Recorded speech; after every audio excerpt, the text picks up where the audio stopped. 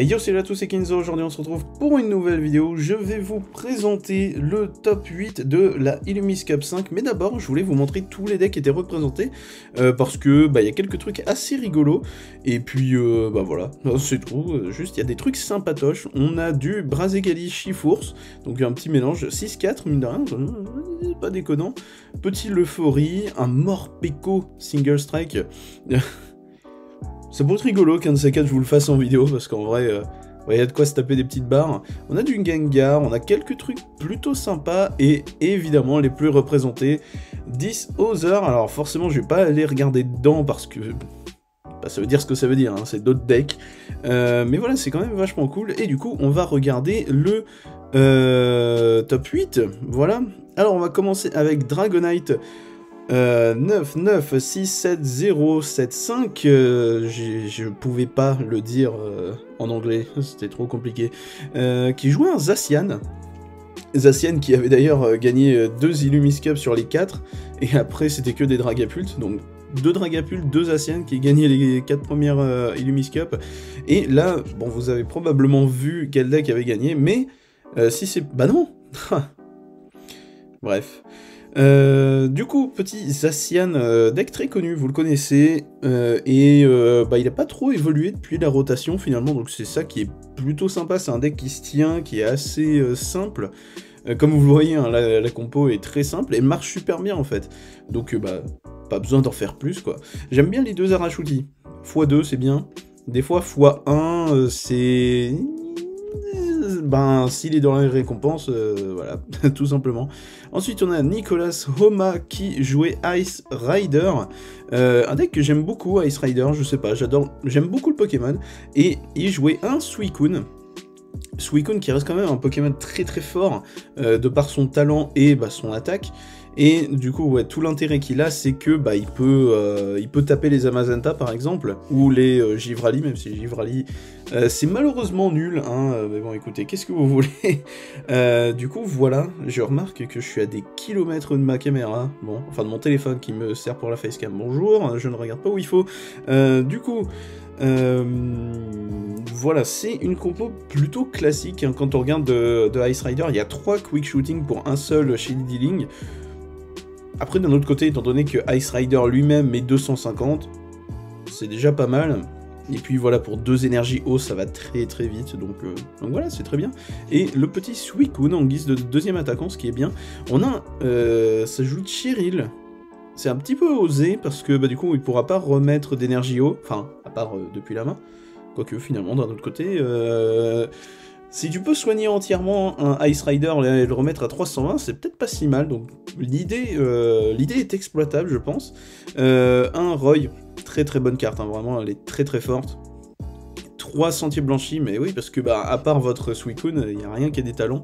Petit Fan of Waves, donc c'est l'éventail houleux, je crois que c'est ça le nom, qui est très fort, et un petit ballon aussi. Épuisette de rappel aussi, plutôt pratique.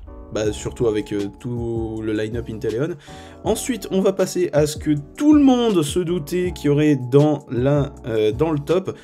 Ouh, cette phrase, elle fait mal à la tête, parce qu'elle ne veut rien dire. Nous avons évidemment Mew, avec son pote Genesect, accompagné de sa best Meloetta. Meloetta qui est très très très fort. J'ai perdu une game là-dessus. Je jouais first avec Single Strike, donc déjà ça se passe bien. Et mon Umbreon, donc Noctali, s'est fait mettre KO en un tour, voilà, parce que Meloetta met une énergie Fusion Strike, et les Sparkle en met 2 autres, 210, tour 1. Bref, du coup, ouais, très très fort. Et puis voilà, Mew, vous vous en doutiez de toute façon que le deck serait présent. Alors je remarque une caverne de cristal pour les Genesect. Et je viens enfin de comprendre pourquoi c'est joué potentiellement pour les Voltali, je pense peut-être, avec les Zigzaton, les quick shooting et tout. Ça se défend, ça se défend.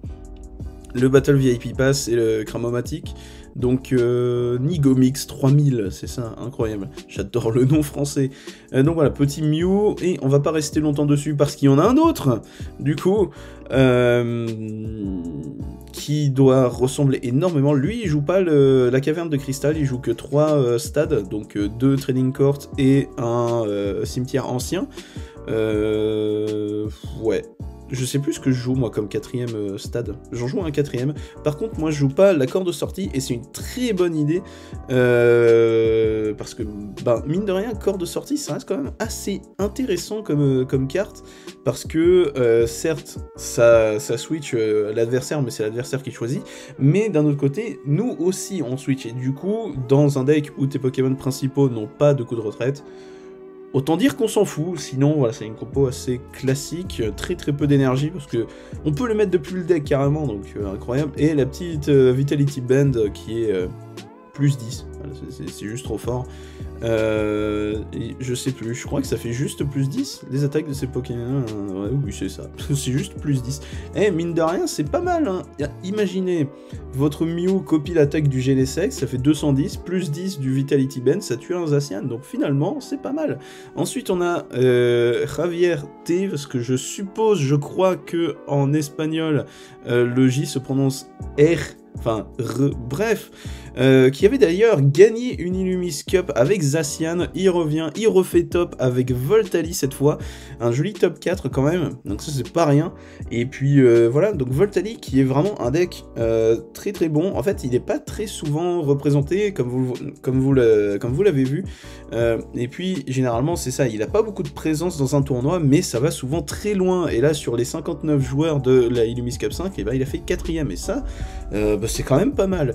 Du coup voilà, ça m'a l'air d'être une compo cependant un brin classique, mais bah écoutez, si ça marche bien, on a encore la petite corde de sortie. Petit éventail houleux dépendant des match-ups, donc c'est bon à prendre aussi. Et puis voilà, petite énergie search, bah ouais, un machin il tape pour une énergie, ou deux si besoin, et, si on n'a pas le badge élémentaire. Donc voilà, sinon c'est une compo assez classique, il y a quand même Cheryl, donc Sarah, qui est super forte dans ce deck là, hein, parce que ben, votre machin, il met littéralement 200 dommages pour une énergie. Il met 100 à l'actif, et il met 100 sur un Pokémon de banque qui a déjà des compteurs. Donc c'est comme si tu mettais 200 pour 2 énergies, moins une avec le badge élémentaire. 200 pour une énergie, c'est exceptionnel, et bah disons que... Certes, Sarah s'enlève toutes les énergies, mais si votre machin tape pour que une seule, et ben, c'est très bien. Donc voilà, très fort, très bon deck Voltali. Ensuite, on a Mew VMAX qui a fait 3ème, donc voilà, et qui a une compo quand même assez particulière, faut dire. Je savais même pas... je connais les compos de Mew, forcément, je vous en ai fait une vidéo, mais là, cette compo est assez spéciale, parce qu'il y a le Elector, et finalement, c'est pas déconnant comme idée, parce que ça permet d'arranger le match-up contre Eternatus, par exemple, même si Eternatus c'est pas le deck le plus représenté actuellement, mais quand même, parce que, bah, clairement, Eternatus contre Mew, c'est compliqué, enfin... C'est compliqué pour le Mew, alors que du coup, bah, s'il y a un Elector de Galar, ça change beaucoup de choses. Et il y a même le Pyukumuku, donc Cocombaf, qui est pas mal, qui est plutôt pas mal, parce que si vous ne le connaissez pas, son talent c'est que vous le révélez depuis votre main, vous le mettez en dessous du deck, piochez une, et c'est pas mal, c'est plus ou moins si vous jouez à 59, en fait, c'est comme si vous jouez à 59 au lieu de 60, c'est pas réellement ça, mais c'est plus ou moins ça l'idée, quoi.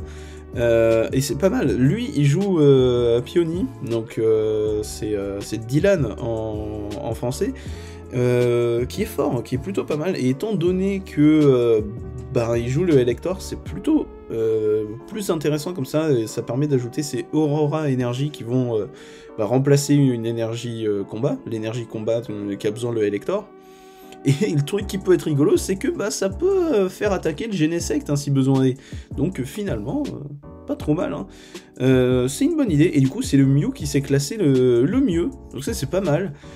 Du coup, ensuite on a Tetsuya Nito avec son Single Strike qui m'a permis d'enregistrer le match que j'ai publié dimanche, voilà, donc qui jouait Single Strike avec une compo que j'aime pas mal, parce qu'elle est, elle est sympa, juste parce que Morpeko, on le verra juste après, parce qu'il est, il est cool, il est vraiment très cool ce Morpeko, et je vous expliquerai pourquoi. Donc sinon, une compo assez classique, mais moi ce qui me surprend le plus, c'est qu'il ne joue pas les passes de combat VIP, et encore l'autre Single Strike qui c'est le mieux classé après Tetsuya, qui est ici.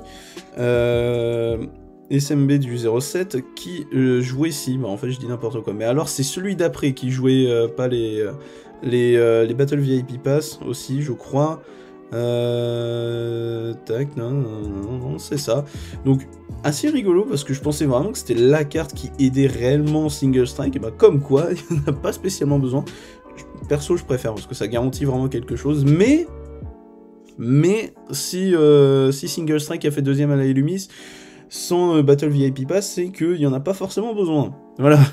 Du coup, une compo Single Strike assez classique avec des line-up de VVMAX très simple. 3, 2, 2, 2. Tout à fait classique. 2 Crobat qui, bah maintenant, les gens préfèrent le jouer x2, ce qui est pas plus mal finalement parce que bah ça reste quand même super fort hein, de draw jusqu'à avoir 6 cartes en main. Sachant que dans Single Strike, bah, on aime bien beaucoup piocher parce que le deck a des potentiels de briques immenses. Et du coup, voilà. Et du coup, la carte qui fait que je trouve la compo assez vraiment cool même, c'est ce petit Morpeko que je trouve excellent. Alors, c'est pas le seul à jouer le Morpeko dedans, mais juste le fait que des gens s'y soient intéressés. C'est génial. Pour une ténèbre, il fait 30 multiplié par le nombre de compteurs de dommages qu'il a sur lui. Alors du coup, en quoi ça consiste j'arrive pas à parler. En quoi ça consiste? Et ben concrètement, vous allez faire Talent des Molosses 2 fois sur Morpeko, donc vous allez lui mettre 2 énergies ténèbres. Du coup, il va déjà de base taper à 120, étant donné son attaque, hein, 30 multiplié par le nombre de compteurs, donc ça fait 3 x 4, 12, 120. Plus les boosts des énergies point final qui, si vous ne le savez pas, rajoutent 20 dégâts au Pokémon. Et du coup, ce qui se passe, c'est que votre Morpeko, il va passer de 120 à 160 de dommages, et Mew VMAX, qui est le deck le plus représenté, évidemment, à la faiblesse ténèbres, 160 par 2, ça fait 320, en 2 énergies, accélérées par des molosses évidemment, et ben ça tue un Mew VMAX, donc voilà, on peut dire officiellement, Morpeko meilleur que Mew, et c'était sûr en fait, et d'ailleurs je vais faire un petit peu... j'ai pas le bon lien. Le deck du premier, de toute façon vous le savez si vous avez vu la vidéo de duel, qui est un Other, littéralement. Et non, parce que en vrai c'est un deck plutôt connu qui est exceptionnel et que j'adore, Sulfura ou pas Moltres. Je sais pas trop comment vous le présentez vous. Moi j'aime bien le Comeback ou pas Moltres, je ne sais pas, voilà, bref, qui est le prochain deck que je vous fais après le Lugulabre VMAX. Je me répète sur plusieurs decklists, bref, sur plusieurs vidéos. Et je suis fatigué, je dis n'importe quoi. Bref, du coup, Upa Moltres, un deck qui est excellent, qui a un match-up agréable, contre beaucoup de decks, tout simplement parce que Upa, 90, une seule énergie. Alors certes, il faut l'avoir switch auparavant, mais vous avez des coups de retraite gratuits possibles avec le Tokoriko, vous avez les épisodes de rappel qui sont ici, voilà. Donc il y a quand même beaucoup de choses, et évidemment, ce qui va clore les games, généralement, ça va être le Sulfura de Galar, qui est excellent, je l'adore, déjà en plus il est trop beau comme Pokémon. Lorsque vous le placez de la main sur le banc, vous mettez 2 énergies ténèbres de votre main sur lui, donc ça c'est super fort, et évidemment vous en mettez une du tour, et il pourra faire son attaque. Fiery Wrath, je ne sais même plus ce que c'est son nom français, bref qu'importe, 2 ténèbres, une incolore, 20, ce qui est nul, mais il y a un plus. Cette attaque inflige 50 dégâts supplémentaires pour chaque carte récompense que l'adversaire a déjà pris. Du coup, comment ça fonctionne? Et ben votre Upa va mettre 90, l'adversaire va commencer à récupérer pas mal de récompenses, vous en avez récupéré par exemple 3 sur une VMAX, vous grattez une autre VMAX avec Quick Shooting par exemple, je dis un peu au pif mais voilà une idée, et votre adversaire descend à une récompense, Sulfura, 2 énergies, boum, on termine la game, et voilà. Et c'est vraiment exceptionnel, et c'est plus ou moins le gameplay que vous avez vu durant la finale, l'idée de renverser une game grâce au Sulfura. Et puis voilà, c'est vraiment cool. Donc c'est un deck que j'aime énormément, qui a gagné la Illumis, comparé à Dragapult qui en avait gagné 2, que j'avoue, j'aime pas trop Dragapult. Et d'ailleurs, comme vous l'avez vu, il y en a 0 qui était là à la Illumis, donc comme quoi, il y avait un Shadow Rider quand même. J'aime bien Shadow Rider par contre, voilà. Donc, voilà pour ce qui est du report du top 8 de la Illumis Cup 5. Je ne sais pas trop quand est-ce que je pourrais en refaire une, parce qu'il y a les fêtes qui arrivent. Donc, probablement, rendez-vous en janvier. normalement, ça devrait le faire. Dans tous les cas, je vous préviendrai sur les réseaux sociaux, Twitter, évidemment, et voilà, tout simplement. Donc du coup, j'espère que cette vidéo vous aura plu. C'était Kinzo.